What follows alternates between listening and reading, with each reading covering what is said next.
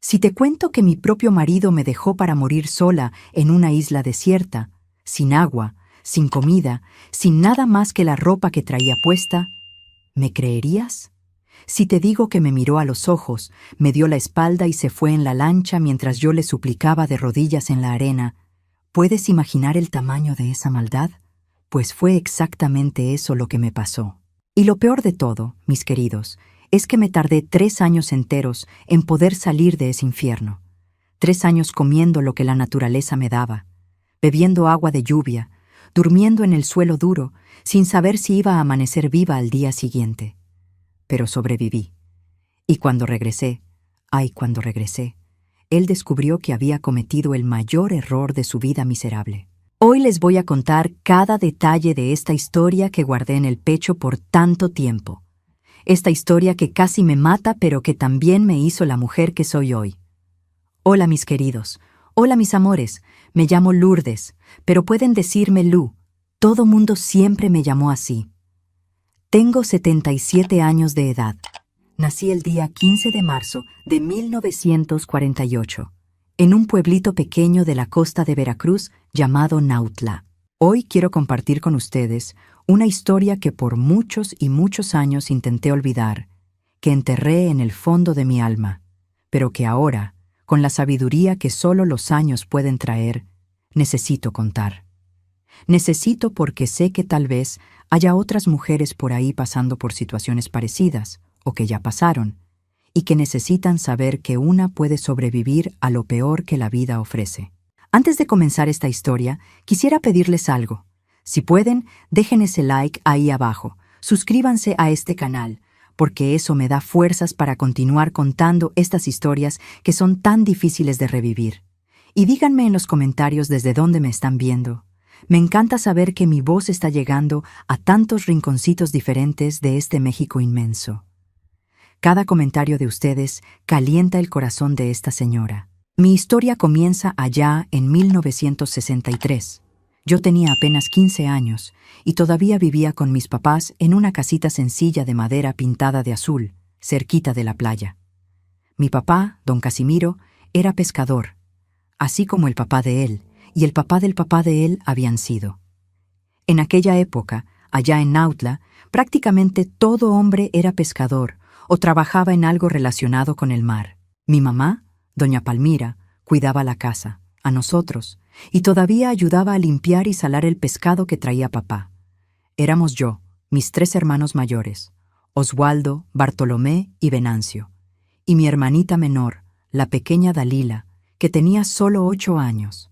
Nuestra casa era chiquita, apretada, pero estaba llena de amor, llena de risas, de ese olor rico a pescado frito mezclado con el olor a sal que venía del mar. Recuerdo que despertaba todos los días tempranito con el ruido de las gaviotas y el sonido de las olas rompiendo en la playa, y ese era el despertador más bonito que alguien podía tener. En aquella época, mis queridos, la vida era diferente, muy diferente de lo que es hoy. Nosotros no teníamos luz eléctrica en casa, usábamos quinqué de petróleo, no teníamos televisión, no teníamos nada de eso que ustedes tienen hoy. Las noticias llegaban de boca en boca, o por el radio de pilas que don Fortunato, el dueño del almacén, tenía en su tienda. Nos divertíamos de otra manera, platicando en la puerta de la casa, contando historias, pescando, nadando en el mar. Y yo, que siempre fui una niña soñadora, vivía imaginando cómo sería mi vida cuando creciera, si me casaría con un hombre bueno, si tendría hijos, si sería feliz. Nunca, nunca jamás, ni en mis peores pesadillas, imaginé que el destino me tenía guardado lo que me tenía guardado. Fue una tarde de sábado, en un día caluroso de enero de 1963, que conocí a Expedito. Él tenía 22 años, era pescador también, pero no era de Nautla. Había venido de Veracruz para trabajar con su tío que tenía una lancha más grande y quería expandir los negocios. Recuerdo que llegó al almacén de don Fortunato mientras yo estaba ahí comprando sal para mi mamá. Y cuando nuestros ojos se cruzaron, mi corazón dio un brinco en el pecho. Él era alto, fuerte, tenía la piel quemada de sol como todo pescador, el cabello negro y brillante, los ojos cafés que parecían gentiles, la sonrisa blanca y bonita. Usaba esos pantalones de pescador arremangados hasta la rodilla y una camisa blanca que dejaba ver los brazos musculosos de tanto remar y jalar redes. Me miró, sonrió y preguntó si yo sabía dónde quedaba la casa de don Ireneo, que era su tío. Yo, toda apenada, con la cara ardiendo de vergüenza, le di las señas. Él agradeció, me miró una vez más de esa manera que hizo que mi corazón se disparara y se fue. Me quedé ahí parada, con el paquete de sal en la mano, sintiendo un cosquilleo en el estómago que nunca había sentido antes. Después de ese día, empecé a ver a Expedito seguido por el pueblo. Él siempre se las arreglaba para aparecer donde yo estaba, para pasar enfrente de mi casa, para estar en la playa a la hora que yo iba a traer agua del pozo. Al principio pensé que era coincidencia, pero después me di cuenta de que me buscaba a propósito. Y, mis queridos, voy a ser sincera con ustedes, me estaba gustando esa atención. Poco a poco empezamos a platicar más. Él me contaba sobre la vida en Veracruz, sobre los planes que tenía de tener su propia lancha un día, de construir una casa grande, de formar familia. Hablaba con tanto entusiasmo, con tanto brillo en los ojos, que yo le creía cada palabra. Y yo, bien tonta, soñadora, empecé a enamorarme de ese hombre que parecía tan trabajador, tan dedicado, tan diferente de los otros muchachos que conocía. Mis papás, al principio, no les gustó mucho la idea. Mi papá decía que yo estaba muy chica, que tenía que esperar un poco más, que no conocía bien a ese muchacho. Mi mamá se preocupaba porque Expedito no era de nuestro pueblo, no conocíamos bien a su familia, solo al tío. Pero yo insistí tanto, lloré tanto, hice tanto drama como solo una niña de 15 años enamorada sabe hacer, que terminaron cediendo. Mi papá fue a platicar con don Ireneo, el tío de Expedito, que habló maravillas del sobrino, dijo que era trabajador, honesto, que venía de buena familia. Eso calmó un poco el corazón de mis papás, y permitieron que siguiéramos el noviazgo, siempre con respeto, siempre con su supervisión, como era la costumbre en esa época. Durante 6 meses anduvimos de esa manera bien formal, antigua, que ya ni existe hoy en día. Él venía a casa, platicaba con mi papá en el portal mientras yo me quedaba en la cocina con mi mamá. Después nos sentábamos en la sala, siempre con mi mamá cerca, y platicábamos de todo, de sueños, del futuro, de lo bonito que sería cuando nos pudiéramos casar. Expedito era cariñoso, atento, siempre traía un regalito para mí, una flor, un dulce que compraba en el pueblo. Trataba a mis papás con respeto, ayudaba a mi papá a arreglar las cosas en la casa, platicaba con mis hermanos sobre la pesca. A todos les caía bien. Todos pensaban que era un buen partido para mí. Hasta mi hermanita Dalila, que era tan desconfiada de todo, decía que le gustaba Expedito, que era chistoso, que la hacía reír. A mediados de 1963, Expedito le pidió mi mano a mi papá. Recuerdo como si fuera ayer, era un domingo después de misa. Habíamos regresado a casa y estábamos sentados en el portal. Expedito llegó todo arreglado, con un pantalón nuevo, camisa blanca almidonada, el cabello peinado con brillantina. Pidió permiso para hablar con mi papá en privado, y los dos se fueron al patio. Me quedé en la cocina con mi mamá, temblando de nervios, el corazón latiéndome tan fuerte que parecía que se me iba a salir por la boca. Después de unos 20 minutos que parecieron una eternidad, mi papá entró, me llamó y dijo que había dado su bendición para el matrimonio. Lloré de alegría, abracé a mi mamá, abracé a mi papá, y cuando fui a abrazar a Expedito, me tomó de las manos y dijo, mirándome a los ojos, que me iba a hacer la mujer más feliz del mundo. Y yo le creí. Dios del cielo, ¿cómo le creí? La boda se fijó para enero de 1964, poco después de que cumpliera 16 años. En aquella época, mis queridos, era normal casarse joven así. No era como ahora que las muchachas estudian, van a la universidad, se casan después de los 20 y tantos o 30. No, en esa época nos casábamos temprano, teníamos hijos temprano, y así funcionaba. Mi mamá y mis vecinas me ayudaron a preparar todo para la boda. Mi vestido lo hizo doña Herminia, la mejor costurera del pueblo, un vestido sencillo pero bonito, de satín blanco con encajito en las mangas. La fiesta iba a ser pequeña, solo familia y amigos más cercanos, en la casa de mis papás, con comida que mi mamá y las tías iban a preparar. Expedito estaba arreglando una casita para que viviéramos, una casita chiquita de madera que quedaba cerca de la playa, que estaba arreglando poco a poco con la ayuda de su tío y de mis hermanos. Llegó entonces el día de mi boda, 25 de enero de 1964. Desperté tempranito, nerviosa, ansiosa, feliz, todo mezclado. Mi mamá me ayudó a arreglarme, me peinó el cabello, me ayudó a ponerme el vestido, me dio unos consejos sobre cómo ser una buena esposa, sobre cómo cuidar al marido, de la casa. Me dijo también, y esas palabras se me quedaron grabadas en la memoria, que si algún día la necesitaba, si algo salía mal, siempre tendría su casa para regresar. En ese momento me reí, hasta me pareció chistoso, porque no podía imaginar que algo saliera mal. Qué equivocada estaba. La ceremonia fue en la iglesia del pueblo, a las 9 de la mañana. La iglesia estaba llena. Había mucha gente que ni conocía bien, amigos de Expedito, conocidos de su familia. Cuando llegué al altar y lo vi ahí esperándome, todo guapo con el traje prestado, sonriéndome, sentí que estaba viviendo un sueño. El padre Aurelio hizo la ceremonia. Intercambiamos las argollas que eran bien sencillas, de oro delgadito que Expedito había comprado con el dinero que juntó durante meses. Y entonces me besó. Y todos aplaudieron, y yo era la mujer más feliz del mundo. La fiesta estuvo bonita, sencilla pero alegre, con comida rica, con música de acordeón que tocaba don Ladislao, con todos bailando, riendo, felices. Tomamos refresco, comimos pastel, y cuando oscureció, Expedito me llevó a nuestra casita, nuestra nueva casa.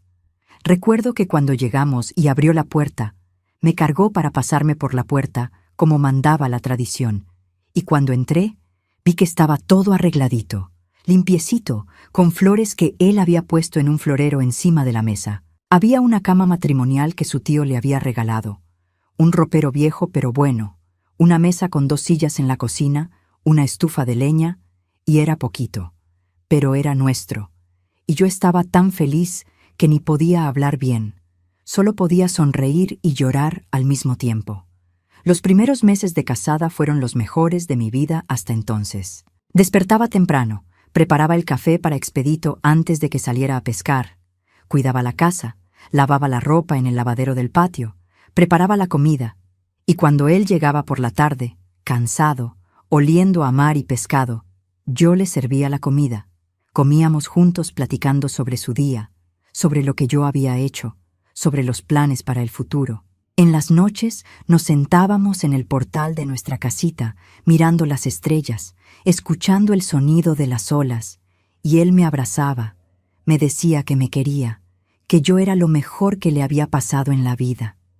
Y yo le creía, mis queridos, le creía de corazón cada palabra que salía de su boca. Pero la vida, esta canija de la vida, tiene una manera de ir cambiando las cosas poco a poco, tan despacio que ni nos damos cuenta cuándo empezó. Al principio pensé que era cosa de mi cabeza, pero después fui notando que Expedito estaba diferente. Empezó a llegar más tarde a casa, diciendo que se había quedado pescando hasta más tarde, que había tenido que ayudar a su tío con algo, siempre con una excusa. También empezó a estar más callado, más cerrado, ya no platicaba conmigo como antes. Cuando le preguntaba si todo estaba bien, decía que sí, que era solo cansancio, que pescar estaba cada vez más difícil porque los cardúmenes estaban desapareciendo, que estaba preocupado por el dinero. Yo intentaba entender, intentaba ser comprensiva. Al fin y al cabo me habían criado viendo a mi mamá, siendo así con mi papá, siempre comprensiva, siempre paciente. Fue a mediados de 1965, más o menos un año después de la boda, que las cosas empezaron a ponerse feas de verdad. Expedito empezó a tomar. Al principio era solo un mezcal aquí y allá con los amigos después de la pesca, pero luego se volvió costumbre, se volvió vicio. Llegaba a casa borracho, tambaleándose, hablando fuerte, a veces agresivo. Nunca me pegó, eso no, pero gritaba, rompía cosas, decía groserías que me hacían llorar de susto y tristeza. Yo intentaba platicar con él cuando estaba sobrio, pero negaba todo. Decía que yo estaba exagerando, que todo pescador tomaba, que así era. Mi mamá se dio cuenta de que algo no andaba bien. Me preguntó varias veces si todo estaba bien, pero me daba vergüenza admitir que mi matrimonio no era lo que había soñado, así que mentía. Decía que todo estaba bien, que éramos felices. Además de la bebida, me di cuenta también de que Expedito estaba gastando más dinero del que debía. Nunca tuvimos mucho. La vida de pescador siempre fue difícil, pero antes alcanzaba para pagar las cuentas, comprar comida, guardar unos pesitos. Pero en esa época el dinero se esfumaba todo, y cuando preguntaba se ponía nervioso. Decía que no era asunto mío, que el que trabajaba era él, que yo solo me quedaba en casa sin hacer nada. Eso me dolía mucho, porque yo sí trabajaba mucho, cuidando la casa, la ropa, la comida, todo. Pero en aquella época, mis queridos, el trabajo de mujer en casa no se consideraba trabajo de verdad. Hacíamos todo y todavía nos decían que no hacíamos nada. Intenté embarazarme. Pensé que tal vez un hijo cambiaría las cosas. Haría que Expedito se volviera un hombre más responsable, más presente. Pero los meses pasaban y nada sucedía. Fui con el médico, con ese doctor viejo del pueblo, el doctor Germán, y me revisó y dijo que yo estaba sana, que no tenía nada malo. Dijo que a veces era cuestión de tiempo, de paciencia, que tenía que seguir intentando. Pero conforme pasaba el tiempo y no me embarazaba, Expedito empezó a echarme la culpa, a decir que yo era una mujer seca, que no servía ni para darle un hijo, que se había casado conmigo en vano. Esas palabras eran como puñaladas en mi corazón. Cada una me mataba un poquito por dentro. En 1967, 3 años después de la boda, la situación ya era insoportable. Expedito tomaba casi todos los días. Llegaba a casa tarde en la noche, a veces ni llegaba. Dormía en la lancha o en casa de algún amigo. Cuando estaba en casa, solo eran pleitos, solo discusiones, solo palabras amargas que envenenaban el aire que respirábamos. Yo vivía triste, vivía llorando a escondidas, vivía rezando para que las cosas mejoraran, pero parecía que Dios no escuchaba mis oraciones. Mi mamá insistía en que regresara a su casa. Decía que no tenía que aguantar aquello, pero me daba vergüenza. Tenía miedo de lo que la gente iba a decir, de que me llamaran dejada, de no haber sabido mantener el matrimonio. En aquella época, mis queridos, la mujer que se separaba era muy mal vista. Era como si fuera su culpa, como si no hubiera sido suficientemente buena esposa. Fue una mañana de sábado, día 15 de marzo de 1968, día de mi cumpleaños número 20, que mi vida cambió para siempre. Recuerdo cada detalle de ese día como si hubiera sido ayer. Desperté temprano. Expedito todavía estaba dormido, roncando fuerte, oliendo a mezcal viejo. Preparé café, arreglé la casa, y cuando despertó, allá por las 9, intenté ser cariñosa. Le recordé que era mi cumpleaños, le dije que tal vez podíamos hacer algo diferente ese día. Quizás dar una vuelta, platicar. Me miró con esos ojos rojos de la bebida, se rió sin ganas, y dijo que tenía planes para el día. Planes que no incluían quedarse en casa haciendo fiestecita de cumpleaños para su mujer. Dijo que iba a salir con la lancha, que iba a pescar, pero que esta vez quería que yo fuera con él. Me extrañó, porque él nunca jamás me había llevado a pescar con él. Decía que mujer en la lancha traía mala suerte, que era cosa de hombres, que yo no iba a aguantar. Pero ese día insistió tanto, dijo que quería mostrarme un lugar especial, una isla que conocía donde había mucho pescado, que quería pasar el día ahí conmigo, como un regalo de cumpleaños. Yo, ingenua, tontita, pensé que estaba intentando portarse bien, intentando arreglar las cosas entre nosotros, así que acepté. Preparé una bolsita con pan, queso, unas frutas, la puse en una bolsa, me puse ropa más sencilla, me amarré el cabello y me fui con él. Su lancha era pequeña, una lanchita de madera pintada de azul con motor fuera de borda que guardaba en la playa. Nos subimos a la lancha, prendió el motor y empezamos a alejarnos mar adentro. El día estaba bonito, el cielo azul con unas nubes blancas regadas, el mar calmado meciéndose despacio.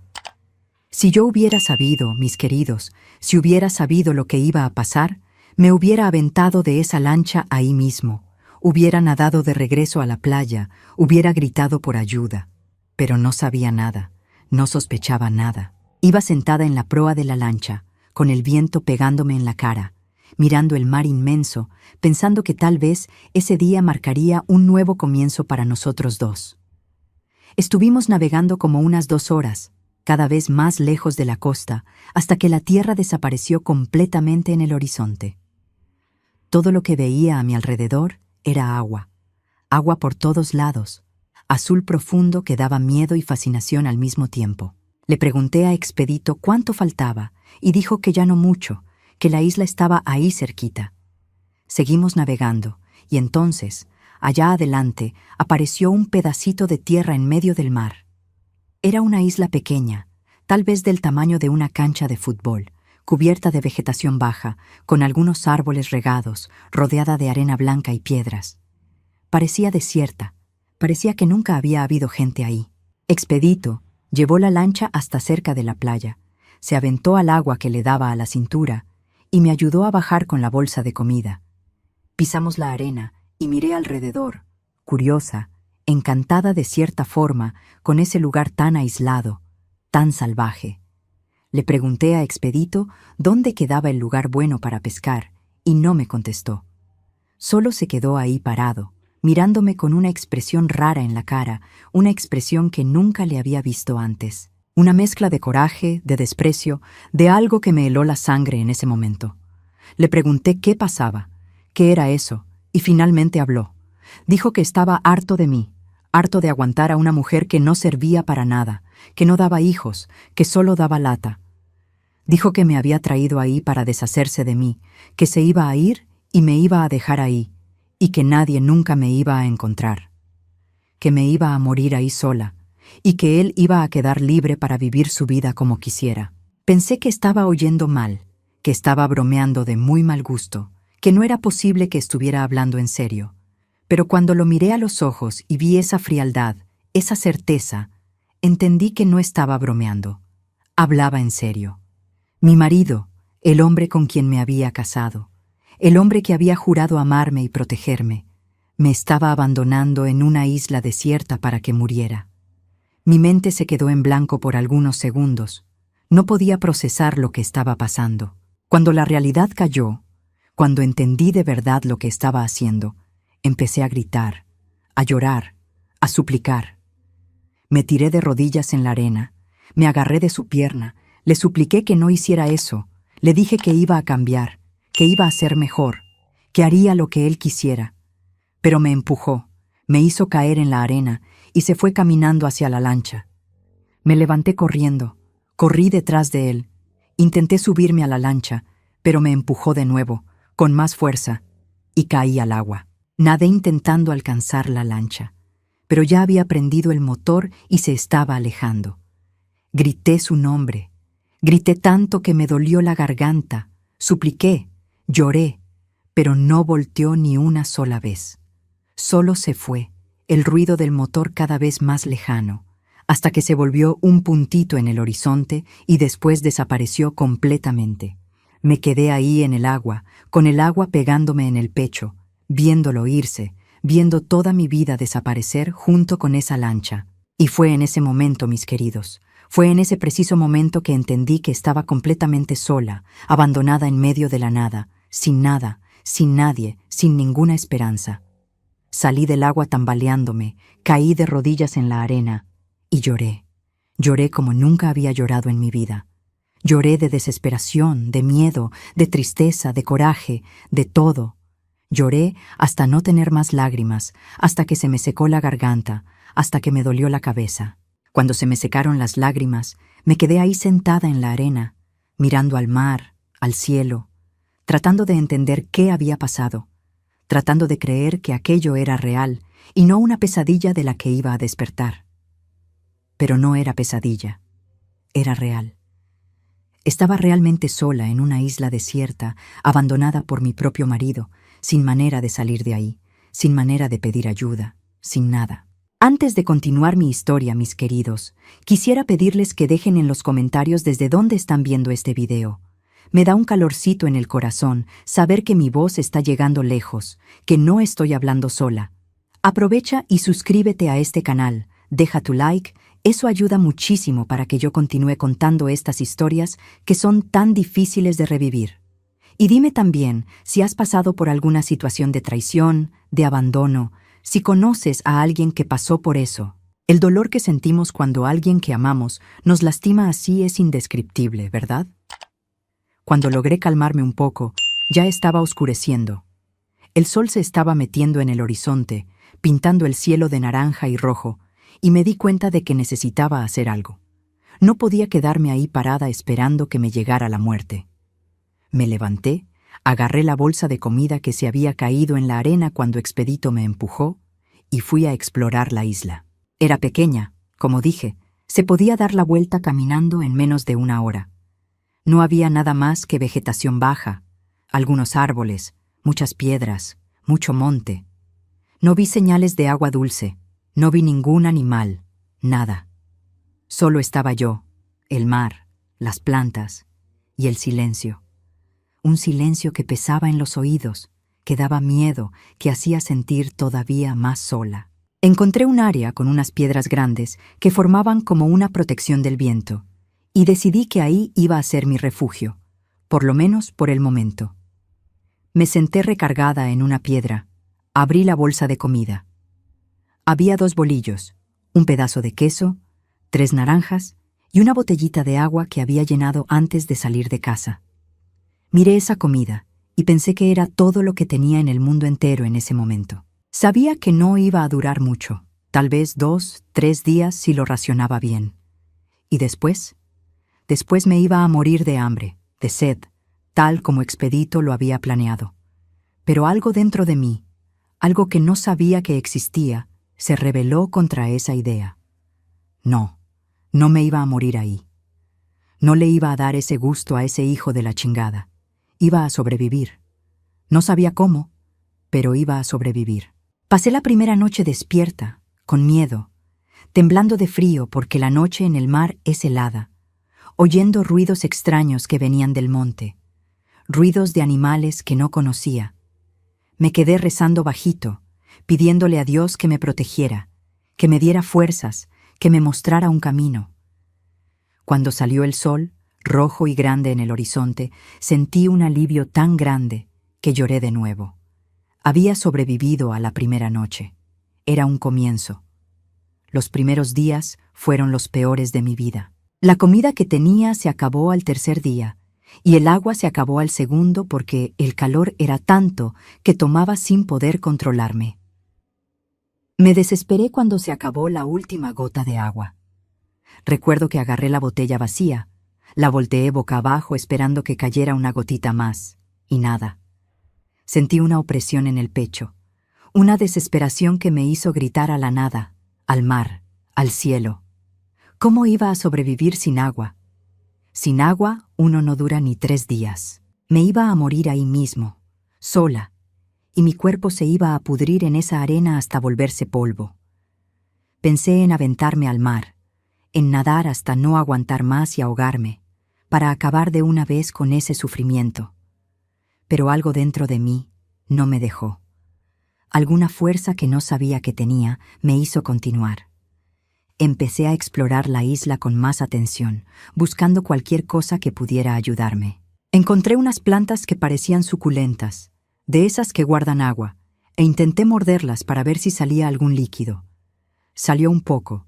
Era medio amargo, medio asqueroso, pero era líquido y lo tomé. También encontré unas conchas en la playa y recordé que mi abuela, que Dios la tenga en su gloria, me contaba que antiguamente la gente usaba conchas para recolectar agua de lluvia. Junté varias conchas grandes, las regué por la isla, recé para que lloviera, y gracias a Dios, al 4.º día, llovió. Llovió tanto que pensé que el mundo se iba a acabar ahí mismo. Corrí juntando agua en las conchas, tomé directo de la lluvia con la boca abierta al cielo. Dejé que la lluvia lavara todo mi cuerpo, mi ropa, mi cabello. Fue la mejor agua que tomé en mi vida. Después de ese día, cada vez que llovía, corría a juntar agua, la guardaba en las conchas, las tapaba con hojas para que no se evaporara. Era mi única fuente de agua dulce, y rezaba todos los días para que siguiera lloviendo. La comida fue otro desafío terrible. Al principio no tenía idea de qué comer. Intenté algunas plantas, algunas hojas, pero no sabía cuáles eran venenosas, cuáles eran comestibles. Me puse mal varias veces, vomité, tuve diarrea, pensé que me iba a morir envenenada. Pero poco a poco fui aprendiendo, por el método de ensayo y error, qué plantas hacían daño y cuáles eran seguras. Descubrí que había unas frutitas pequeñas, medio ácidas, que crecían en un arbusto espinoso, y esas las podía comer sin sentirme mal. También descubrí que en la marea baja aparecían mejillones pegados en las piedras y almejas enterradas en la arena. Al principio me daba asco. Los comía crudos, sin fuego, sin nada, solo para no morirme de hambre. El sabor era horrible, pero era comida, y mi cuerpo necesitaba comida para sobrevivir. Hacer fuego fue una de las cosas más difíciles que intenté. Había visto a mi papá y a mis hermanos haciendo fuego para la carne asada algunas veces. Sabía que había que tallar madera con madera, pero en la práctica era mucho más difícil de lo que parecía. Pasé días, semanas intentando, tallando palito con palito, hasta que las manos se me hicieron carne viva, llenas de ampollas, sangrando. Lloraba de frustración, de coraje, pero no me rendía. Hasta que un día, no sé si fue suerte, si fue Dios que se apiadó de mí, pero salió humo. Me emocioné tanto que casi lo dejé apagar de tanto que temblaba de alegría. Soplé despacito, con cuidado, le puse hoja seca, palitos delgados, y finalmente, prendió. Tuve fuego. Parece tontería, pero en ese momento sentí que había conquistado el mundo. Con fuego podía cocinar las almejas, podía espantar animales en la noche, podía calentarme cuando venía el frío. Era como si hubiera vuelto a ser persona de nuevo, no solo un animal tratando de sobrevivir. Con el paso de las semanas, fui aprendiendo la rutina de la isla, los horarios de la marea, los lugares mejores para encontrar comida, dónde aparecían más pájaros. Sí, había pájaros que venían a posarse en la isla a veces, y yo intentaba atraparlos, pero eran demasiado rápidos. Logré hacer unas trampas con palitos y bejuco, y a veces, muy rara vez, lograba atrapar uno. Cuando eso pasaba, era fiesta. Comía hasta el último pedacito de carne. Aprovechaba todo. Hasta los huesos los rompía para chupar el tuétano. No podía desperdiciar nada. También aprendí a pescar usando una vara que hice con una rama larga, un hilo que deshilé de mi propia ropa, y un anzuelo que fabriqué doblando un pedacito de metal que encontré pegado en una madera vieja que el mar aventó a la playa. No era muy eficiente, pero de vez en cuando pescaba un pececito, y eso me mantenía viva. Los días se fueron volviendo semanas, las semanas se fueron volviendo meses. Perdí la cuenta de cuánto tiempo llevaba ahí. Intentaba marcar los días haciendo rayitas en una piedra con otra piedra filosa, pero a veces se me olvidaba, o estaba lloviendo mucho, o estaba tan débil que ni podía levantarme. Mi cuerpo cambió mucho en ese tiempo. Adelgacé tanto que podía contar cada costilla, cada hueso. Mi piel se puso quemada del sol, llena de heridas, de picaduras de bichos, de rasguños. Mi cabello, que siempre fue mi orgullo, se enredó todo, lleno de nudos, parecía un nido de pájaros. Mi ropa se volvió trapo, se rompió toda y usaba hojas, las amarraba alrededor del cuerpo para taparme un poco. Me volví un animal, mis queridos, me volví un animal salvaje. Pero estaba viva. Contra todas las probabilidades, contra todo, yo estaba viva. Lo peor no era el hambre, no era la sed, no era el frío de la noche ni el calor del día. Lo peor era la soledad. Era despertar todos los días sabiendo que no había nadie con quien platicar, nadie a quien abrazar, nadie a quien le importara si estaba viva o muerta. Platicaba sola para no volverme loca. Platicaba con el mar, con los pájaros, con las piedras. Cantaba las canciones que recordaba de la infancia. Rezaba las oraciones que mi mamá me enseñó. Contaba historias en voz alta solo para oír voz humana, aunque fuera la mía. Lloraba mucho, sobre todo de noche, cuando la oscuridad era tan completa que no podía ver ni mi propia mano enfrente de mi cara. Lloraba extrañando a mi mamá, a mi papá, a mis hermanos, a mi hermanita pequeña Dalila. ¿Me estarían buscando? ¿Pensarían que había muerto? ¿Expedito habría contado alguna mentira, inventado alguna historia? Esos pensamientos me atormentaban, me dejaban despierta noche tras noche. Hubo momentos en que pensé en rendirme, en dejar que la muerte me llevara. Hubo días que me quedé acostada en la arena sin ganas de levantarme, sin ganas de buscar comida, sin ganas de hacer nada. Solo quería cerrar los ojos y nunca más abrirlos. Pero siempre, siempre, había algo que me hacía levantarme de nuevo. A veces era coraje, un coraje contra Expedito tan grande que me quemaba por dentro.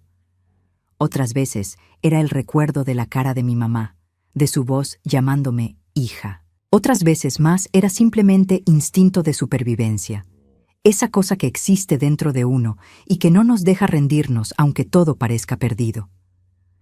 Un día, debía llevar unos 6, 7 meses en la isla.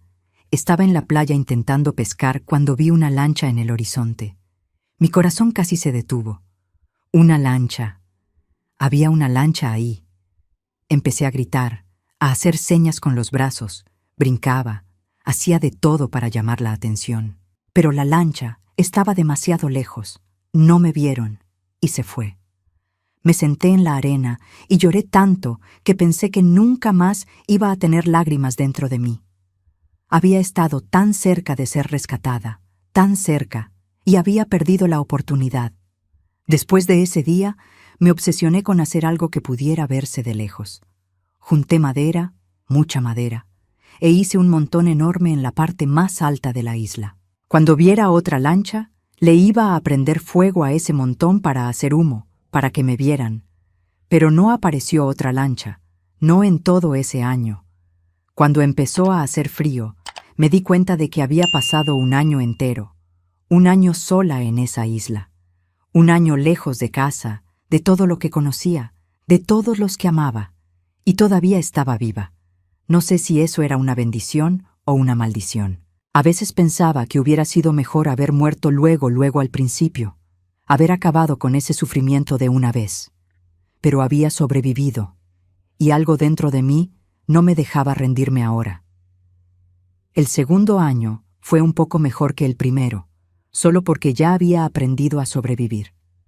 Sabía dónde encontrar comida, sabía hacer fuego, sabía cuándo iba a llover mirando las nubes, sabía qué tipo de planta no podía comer. Hasta había hecho un refugio mejor, con ramas y hojas grandes, que me protegía un poco de la lluvia y del viento. Pero la soledad seguía pesada, seguía matándome por dentro. Había días que gritaba solo por gritar, solo para romper el silencio, solo para recordar que todavía existía. Había días que inventaba personas, platicaba con ellas, hacía como que había alguien conmigo. Sé que suena a locura, y probablemente era locura, pero era la manera que encontré de no perder la razón completamente. Fue a mediados del segundo año que empecé a tener un pensamiento fijo en la cabeza. Venganza.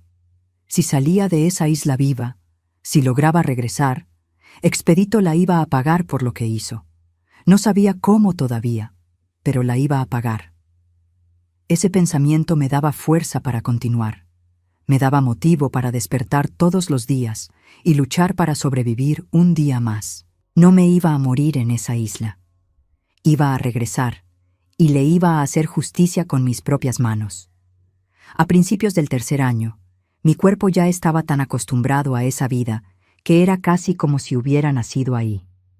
Me trepaba a los árboles para agarrar frutas, me metía a nadar al mar para agarrar pescado con las manos, comía cosas que antes ni pensaría en meter a mi boca. Me habían salido callos en las manos y en los pies de tanto caminar descalza en las piedras y en la arena. Mi piel estaba dura como cuero de tanto sol y viento. Pero por dentro yo seguía siendo Lourdes. Todavía recordaba quién era, de dónde venía. Y sobre todo, recordaba muy bien quién me había puesto ahí. Creo que fue en marzo de 1971, 3 años después de haber sido abandonada, que finalmente tuve suerte. Estaba en la playa tempranito cuando vi una lancha pesquera pasando no muy lejos de la isla. Corrí, agarré fuego de donde lo mantenía siempre prendido, corrí hasta el montón de madera que había preparado, y le prendí fuego. El humo subió, espeso y negro, hacia el cielo. Me quedé ahí haciendo señas, gritando, rezando para que me vieran. Y me vieron. Vieron el humo y cambiaron la dirección de la lancha, vinieron hacia la isla. Cuando la lancha llegó cerca y vi a los 3 hombres adentro mirándome con cara de susto, cara de no creer lo que estaban viendo, caí de rodillas en la arena y lloré. Lloré de alivio, de alegría, de agradecimiento. Estaba salvada. Finalmente, después de 3 años de infierno, estaba salvada. Los hombres se bajaron de la lancha, vinieron corriendo hacia mí. Uno de ellos, el más grande, don Orivaldo, se quitó la camisa y me la puso porque yo estaba prácticamente desnuda, solo con unos trapos amarrados. Preguntaron quién era, qué había pasado, cómo había llegado ahí. Intenté explicar, pero casi no podía hablar bien. La voz me salía ronca, quebrada, porque había pasado tanto tiempo sin platicar de verdad con nadie. Logré decir mi nombre. Dije que era de Nautla, que me había abandonado ahí mi marido. Se quedaron impactados. No podían creer que alguien pudiera hacer algo así. Me dieron agua, me dieron comida, pero me hicieron comer despacio porque dijeron que si comía muy rápido después de tanto tiempo sin comer bien, me podía poner mal. Me llevaron a la lancha, me acostaron en un rincón, me taparon con una lona. Durante todo el trayecto de regreso me quedé ahí acostada, mirando al cielo, sintiendo el balanceo de la lancha, sin creer que realmente estaba saliendo de esa isla, que esa pesadilla había terminado. Cuando llegamos al puerto de Veracruz, ya era tardecito. Los pescadores me llevaron a la casa de don Orivaldo, y su esposa, doña Edith, me recibió con tanto cariño, con tanta bondad, que empecé a llorar de nuevo. Me dio un baño tibio, me lavó el cabello, me dio ropa limpia, me dio comida de verdad, comida de gente. Esa noche dormí en una cama de verdad, con sábanas, con almohada, y fue la mejor noche de mi vida. Pero incluso durmiendo en la cama, a salvo, soñé que todavía estaba en la isla, que todo había sido ilusión. Me desperté varias veces durante la noche en pánico, hasta darme cuenta de que era real, que de verdad estaba fuera de la isla. Al día siguiente, don Orivaldo me llevó a Nautla. Cuando llegamos al pueblo y empecé a reconocer las calles, las casas, todo, mi corazón empezó a latir tan fuerte que pensé que me iba a dar algo. Le pedí que me llevara directo a la casa de mis papás. Cuando llegamos y me bajé del carro, vi a mi mamá en el portal.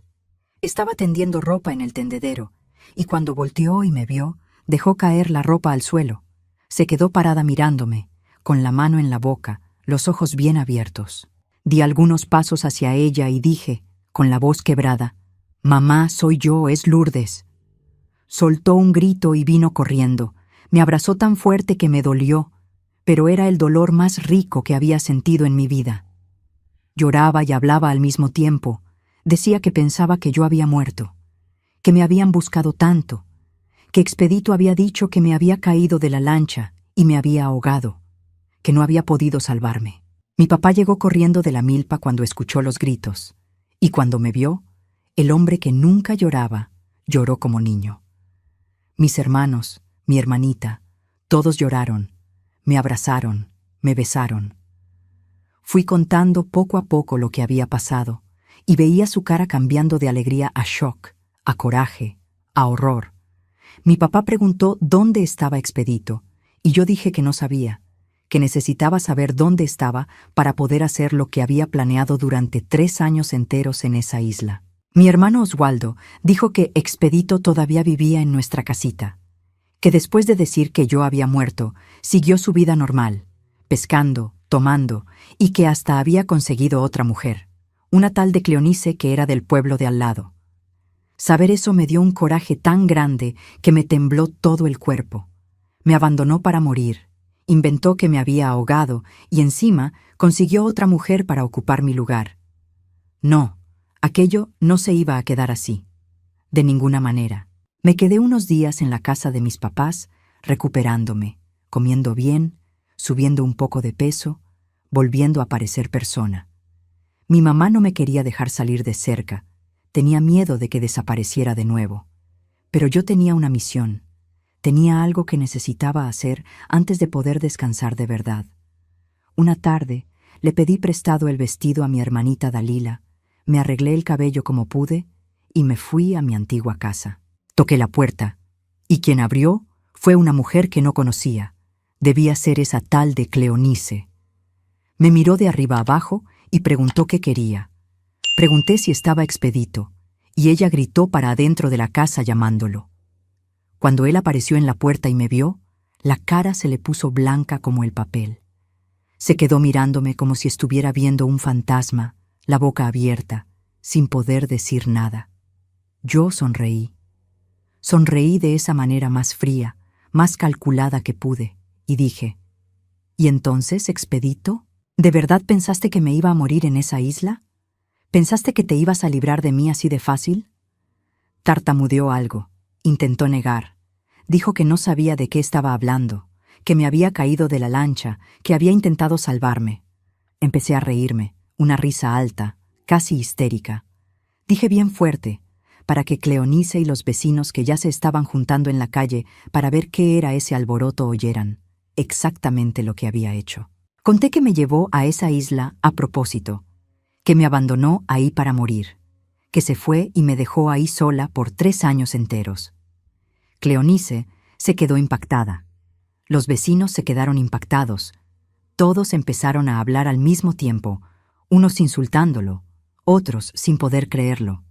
Expedito intentó defenderse, dijo que yo estaba loca, que había enloquecido, que estaba inventando historias.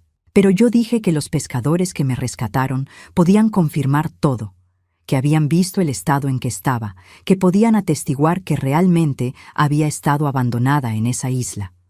Dije también que le iba a contar a todos en el pueblo lo que hizo, que se iba a volver el hombre más odiado de Nautla, que nadie más iba a querer hablarle, hacer negocios con él, nada. Y fue exactamente lo que pasó. En los días siguientes, la noticia se regó por todo el pueblo. Todos se enteraron de lo que Expedito había hecho. Los otros pescadores empezaron a evitarlo, ya no lo dejaban participar en las pescas en grupo, no le vendían carnada, no le compraban el pescado. Cleonice lo dejó al día siguiente de que descubrió la verdad, salió de su casa y se regresó a su pueblo. Se quedó solo, aislado. Todos le volteaban la cara cuando pasaba por la calle. La señora del almacén, doña Marieta, se negaba a venderle cualquier cosa. El padre Aurelio hasta hizo un sermón en la misa del domingo, sin decir nombres, pero todos sabiendo de quién estaba hablando, sobre la maldad humana, sobre cómo abandonar a alguien para que muera es uno de los peores pecados que existen. Expedito empezó a consumirse. Sin poder pescar bien, sin tener quien le comprara el pescado, sin tener con quién platicar, se fue poniendo cada vez más acabado.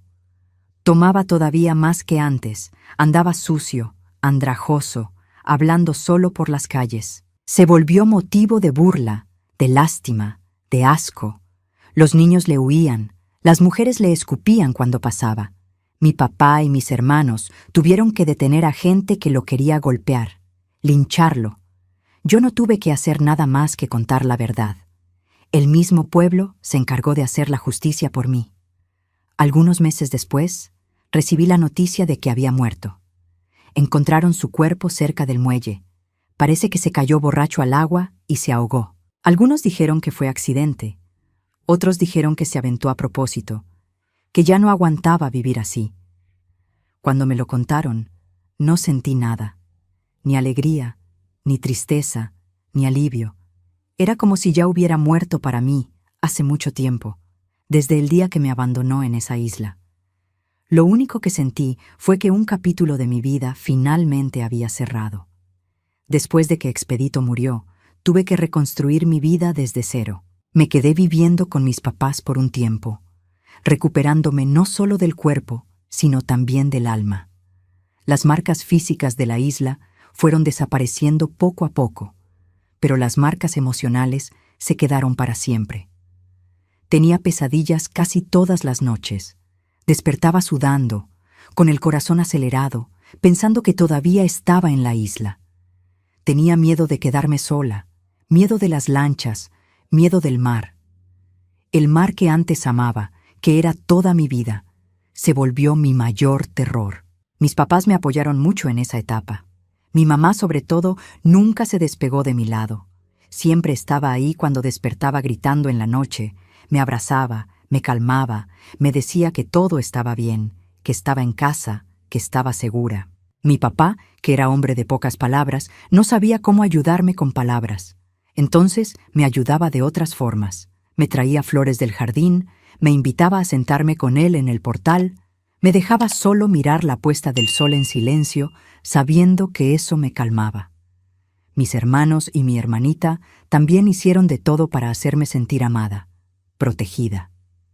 Empecé a ayudar a mi mamá con los trabajos de la casa, con la limpieza, con la comida. Al principio era difícil, cualquier cosa me recordaba la isla.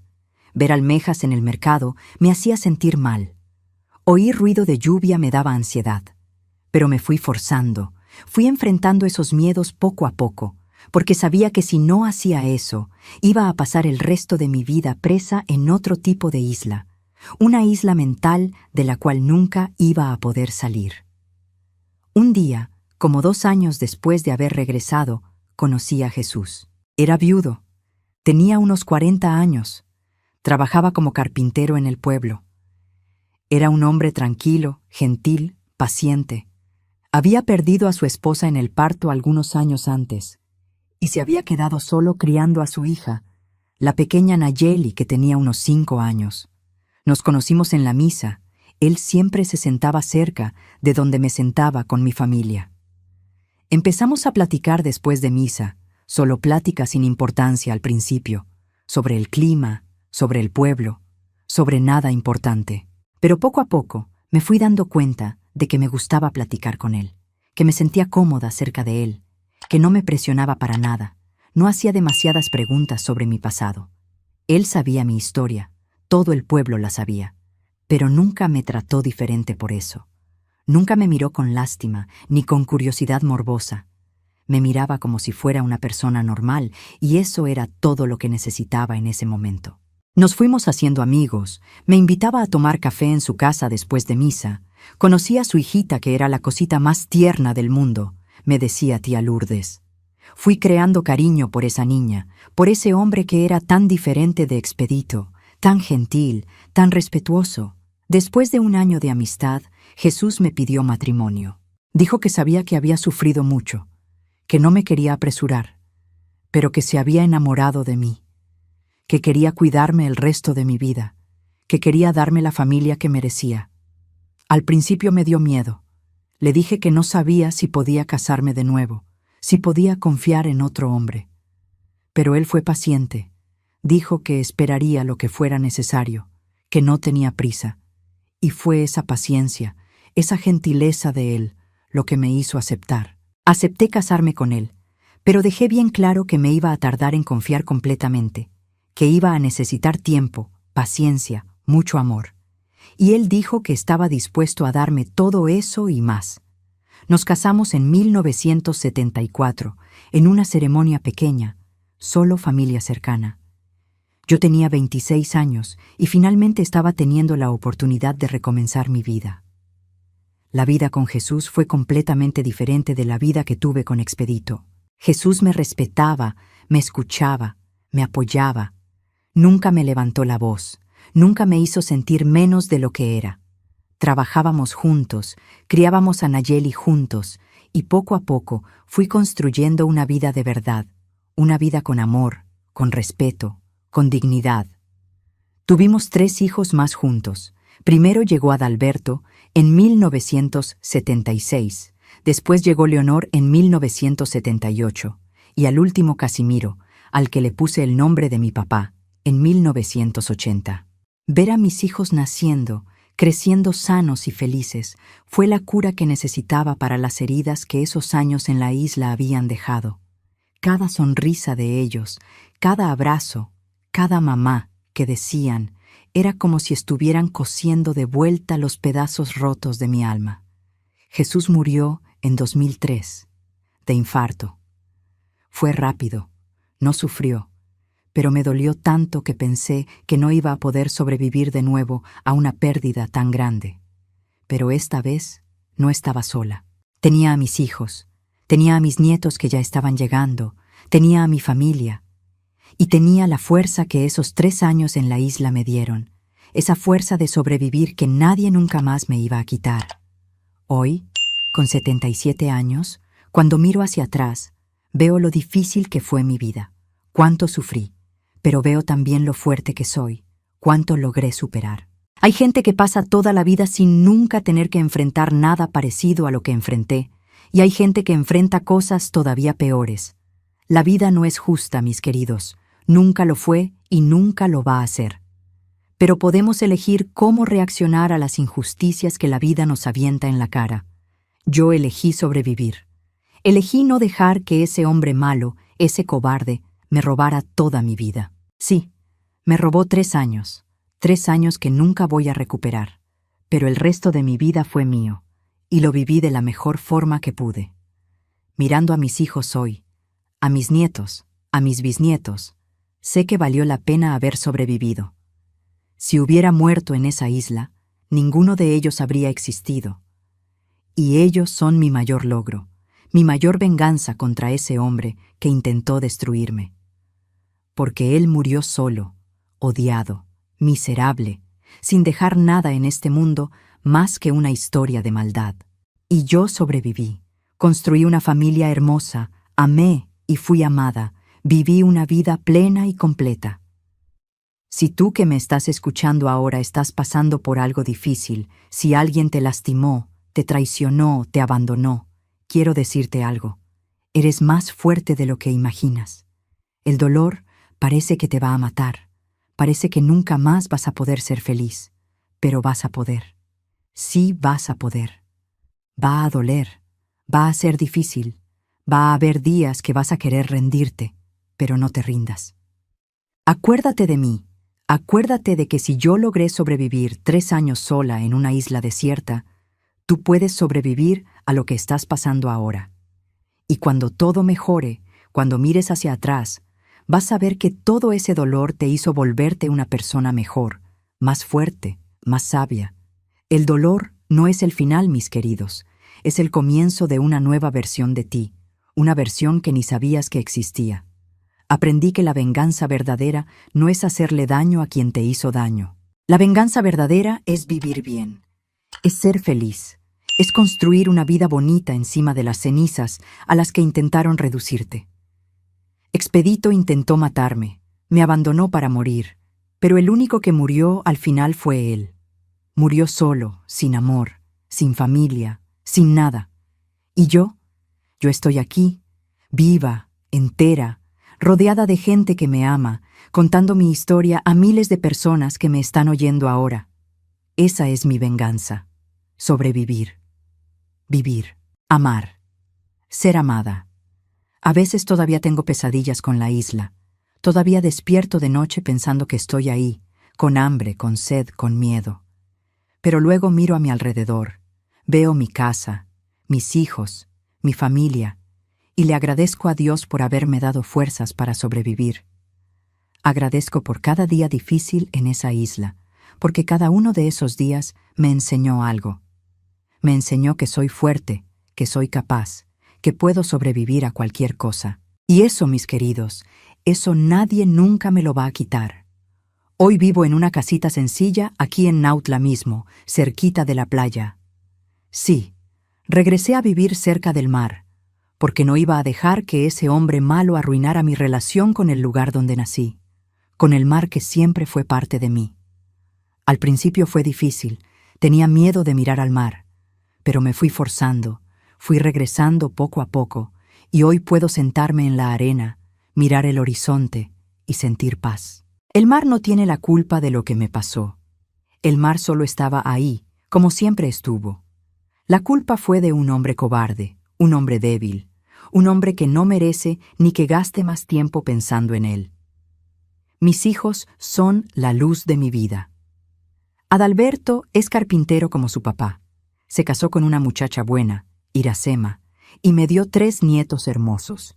Leonor es maestra, enseña en la escuela del municipio. Se casó con Urbano, que trabaja en el centro de salud, y también me dio 2 nietos. Casimiro, mi bebé, es pescador, sí, mis queridos. Eligió ser pescador aunque sabía mi historia. ¿Y saben por qué? Porque no dejé que mi dolor envenenara a mis hijos. No dejé que el miedo que sentí les impidiera vivir sus vidas. Casimiro ama el mar, ama pescar, es bueno en lo que hace, y estoy orgullosa de él. Se casó con Benita, una muchacha dulce que lo cuida como se merece, y ya me dieron 2 nietos más. Tengo 12 nietos en total y 4 bisnietos. Mi casa vive llena de niños corriendo, gritando, jugando, haciendo desorden. Y no cambio eso por nada en este mundo. Cada risa de ellos es música para mis oídos. Cada abrazo apretado que me dan vale más que todo el oro del mundo. Ellos son la prueba de que el bien vence al mal al final, de que el amor es más fuerte que el odio, de que la vida siempre encuentra una manera de continuar, de florecer, incluso después de la mayor tormenta. A veces mis nietos me piden que les cuente historias de mi vida, y les cuento, pero tengo cuidado de no asustar a los pequeños. Lo cuento de una manera en que entiendan que su abuelita es fuerte, que pasó por cosas difíciles, pero sobrevivió, que no deben sentir lástima por mí, sino estar orgullosos de mí. Y están orgullosos. Lo veo en sus ojitos cuando me miran. Ese brillo de admiración que me llena el corazón de alegría. Mi mamá falleció en 1992. Vivió hasta los 86 años. Mi papá ya se había ido en 1987 a los 82 años. Mis hermanos Oswaldo y Bartolomé ya se fueron también, pero Venancio todavía está vivo, tiene 81 años, y nos vemos cada semana. Mi hermanita Dalila vive en la Ciudad de México. Se casó con un hombre de allá y se fue hace muchos años, pero platicamos por teléfono, y viene a visitarme cada año. Nuestra familia siempre fue unida, siempre fue fuerte, y eso me ayudó mucho a sobrevivir a todo lo que pasé. Mirando hacia atrás ahora, a los 77 años que he vivido, veo que mi vida fue como una telenovela de esas antiguas, llena de subidas y bajadas, de tragedia y superación. Pero no cambiaría nada. ¿Saben por qué? Porque todo lo que pasé me hizo ser quien soy hoy. Si no hubiera pasado por esos 3 años en la isla, tal vez no le habría dado el debido valor a la vida que tengo ahora. Tal vez no sabría agradecer por tener agua limpia para beber, comida en la mesa, un techo sobre la cabeza, personas que me aman. La isla me enseñó a valorar lo que es realmente importante en la vida. Y para ti que me acompañaste hasta aquí, que escuchaste toda mi historia sin saltarte nada, te quiero agradecer de corazón. Sé que no fue fácil oír todo esto. Sé que hay partes pesadas, partes tristes, pero era importante para mí contarlo. Era importante mostrar que podemos sobrevivir a lo peor que la vida ofrece. Que no importa qué tan profundo caigamos, siempre hay manera de subir de nuevo. Siempre hay una luz al final del túnel, aunque no podamos verla en el momento. Si te gustó mi historia, si te tocó de alguna manera, deja tu like ahí abajo, suscríbete al canal, activa la campanita de notificaciones para no perderte las próximas historias. Y sobre todo, deja en los comentarios desde dónde me estás viendo, si has pasado por algo parecido, si conoces a alguien que pasó por eso. Me gusta mucho leer los comentarios de ustedes, saber que no estoy hablando sola, que hay gente del otro lado escuchándome, entendiéndome. Y no se olviden que la vida es demasiado corta para guardar rencores, para vivir con coraje en el corazón. Perdonar no es olvidar, no es decir que lo que te hicieron está bien, no es dejar que la persona regrese a tu vida. Perdonar es liberarte a ti mismo de ese peso, de esa cadena que te amarra al pasado. ¿Yo perdoné a Expedito? No sé si perdoné completamente, pero ya no pienso en él con coraje. No dejo que el recuerdo de él arruine mis días. Ya lleva muerto más de 20 años, y yo todavía estoy aquí, viva, fuerte, feliz. Entonces, ¿quién ganó al final? Yo gané. La vida ganó. El amor ganó. Quiero dejar un mensaje especial para las mujeres que me están oyendo ahora, sobre todo las mujeres que están en relaciones difíciles, que están siendo golpeadas, humilladas, menospreciadas. Ustedes no tienen que aguantar eso. Ustedes merecen amor, merecen respeto, merecen dignidad. Sé que es difícil salir, sé que hay miedo, que hay vergüenza, que hay dependencia económica, que hay hijos en qué pensar. Pero nada, nada en absoluto, vale más que tu vida, que tu salud mental, que tu paz. Busca ayuda, habla con tu familia, con amigos. Busca una manera de salir de esa situación antes de que sea demasiado tarde. No esperes llegar al punto al que yo llegué, abandonada en una isla para morir. Sal mientras puedas, mientras tengas fuerzas, mientras todavía seas tú misma. Y para los hombres que me están oyendo, los hombres de bien, los hombres que respetan a sus mujeres, a sus mamás, a sus hijas, a sus hermanas, les pido, no cierren los ojos ante la violencia que pasa a su alrededor. Si saben de alguna mujer siendo agredida, ayuden. No se queden callados, no digan que no es asunto suyo. Sí es asunto suyo, es asunto de todos nosotros. Una sociedad solo es buena cuando todos nos importamos los unos a los otros, cuando nadie se queda indiferente ante el sufrimiento del otro. Mi historia es una historia de supervivencia, pero también es una historia de esperanza. Esperanza de que no importa qué tan oscuro esté el túnel, siempre hay luz al final. Esperanza de que el bien siempre vence al mal al final. Esperanza de que la vida vale la pena vivirla, incluso con todo el dolor, toda la tristeza, todo el sufrimiento. Porque al final, lo que queda no es el dolor, es el amor, es la familia. Son los recuerdos buenos, son las sonrisas de los nietos, son los abrazos apretados, son las risas en la mesa. Es despertar cada día y agradecer por estar viva, por tener un día más, por tener una oportunidad más de hacer algo bueno en este mundo. Ya tengo 77 años, ya viví mucho, ya sufrí mucho, pero también ya amé mucho. Y si pudiera darle un consejo a mi yo de 15 años, a esa niña ingenua que se enamoró de Expedito, le diría: no tengas miedo de vivir, no tengas miedo de amar, pero tampoco tengas miedo de salir cuando te des cuenta de que aquello no es amor, es prisión. El amor de verdad no lastima, no menosprecia, no humilla. El amor de verdad es como fue con Jesús, es respeto, es compañerismo, es querer el bien del otro, es crecer juntos, es construir juntos. Antes de terminar, quiero agradecer también a los pescadores que me rescataron, don Orivaldo, don Natanael y don Plinio. Ya se fueron también, pero donde quiera que estén, espero que sepan que salvaron mi vida, que me dieron una segunda oportunidad, que fueron instrumentos de Dios ese día. Y agradezco a doña Edith, la esposa de don Orivaldo, que me recibió en su casa con tanto cariño, que me trató como a una hija. Ella también ya partió, pero nunca voy a olvidar su bondad. Agradezco a Dios por haberme dado fuerzas para sobrevivir, para no rendirme, para seguir luchando incluso cuando todo parecía perdido. Agradezco por cada día que viví en esa isla, porque cada uno de esos días me enseñó algo, me preparó para el resto de mi vida.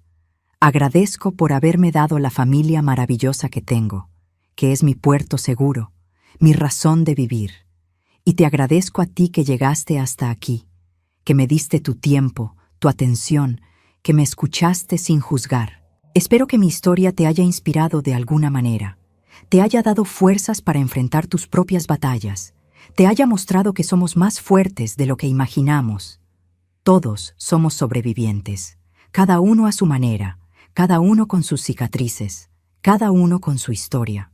Suscríbete al canal para oír más historias como esta, historias de superación, de lucha, de victoria. Deja tu like, comparte con alguien que necesite oír esto. Y cuéntame en los comentarios qué te pareció mi historia, si te tocó, si te hizo reflexionar sobre algo. Me encanta leer cada comentario. Respondo siempre que puedo, y me pone muy feliz saber que logro tocar el corazón de ustedes con mis palabras. Un beso grande en el corazón de cada uno. Que Dios los bendiga a ustedes y a sus familias. Y hasta la próxima historia. Esta de aquí es Lourdes, o Lu para los cuates, despidiéndome pero no yéndome, porque cada vez que le den clic a este canal, voy a estar aquí, lista para compartir un pedacito más de mi vida con ustedes. Quédense con Dios, mis queridos, y acuérdense siempre, son más fuertes de lo que imaginan. La vida puede tirarlos 1000 veces, pero ustedes pueden levantarse 1001. Esa es la verdadera victoria. Adiós, mis amores. Hasta pronto.